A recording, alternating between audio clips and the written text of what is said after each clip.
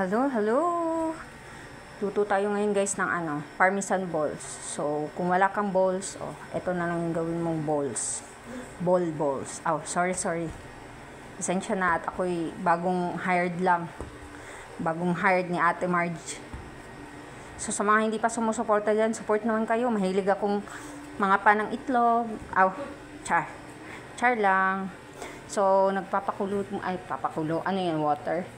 Nag-iinit muna tayo ng oil para prituhin natin yung balls. Ganito din pa kalaki yung itlog mo.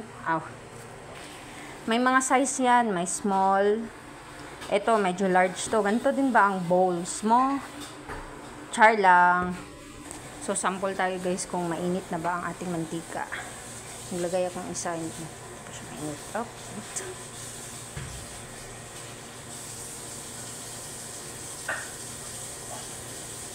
Kailangan mainit siya. Mali ang paglagay ko, hindi pa siya ganun kainit. Oh my god, nagme-melt na siya agad. So, hindi ko alam kung luluto agad to. Let's try.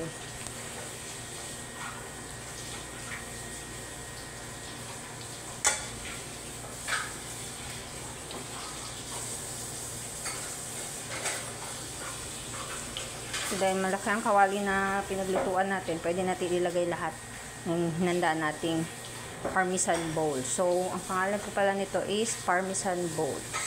Just in case magluluto kayo, yung pinaka-fine na grated. Grated yung pang-shredded na pwede ito. Nasa description po kung paano natin ito ginawa. So, the ingredients, only 2 types lang po. Dalawang ingredients lang tayo nito. Egg white tsaka yung parmesan cheese. So, ang egg white is kailangan nyo pong gawing icing muna. Wala na pong ibang ihahalo kundi ang egg white lang at ang parmesan cheese na grated na po. So, we need to wait until it cooks. So, now guys, nagbe-brown na siya. Baliktarin na natin. Sama ng pangbabaliktad sa iyo ng ex mo. Char. Para siyang, hindi ko maintindihan, parang kikiam na parang, ewan, bahala siya. Parang kikiam. So guys, ito na, pag medyo browned na siya, pwede nyo na siyang ibaliktad. Ayan. So, antayin natin hanggang sa mag-float siya. Kasi pag ibig sabihin ng float na, luto na yung loob. So, wag naman natin sunugin. Naka-medium heat po tayo, naka-number 2 lang. As in, number 2. Hindi rin pwedeng number 1 kasi masyadong matagal. Baka sa katagalan mag-melt din siya.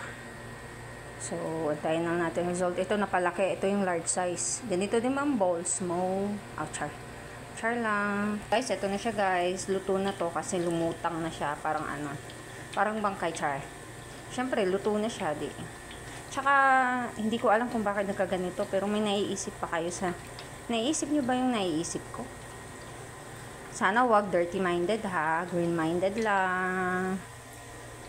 So, tara na. Kainan na.